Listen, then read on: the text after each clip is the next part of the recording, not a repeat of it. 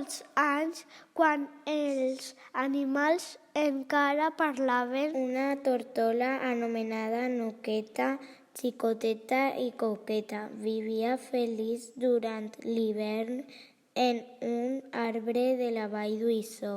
Quan estava per ací li agradava jugar amb el seu amic Nit, el Puput i Alegria, la Pit-roig, ja que els dos tenien un cant silàbic que li feia molta gràcia. Un dia, mentre jugaven, va aparèixer Tormentes, l'estornell negre, el qual no era molt volgut perquè podia imitar els sons del seu entorn.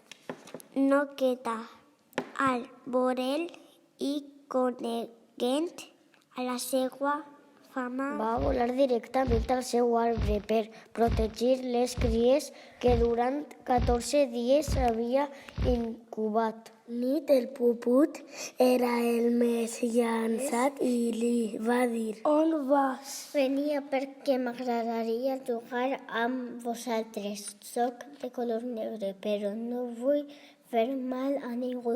I així va ser com una tortola, un estornell i un pit-roig es van fer amics i volaren feliços per cel de la vall d'Uissó.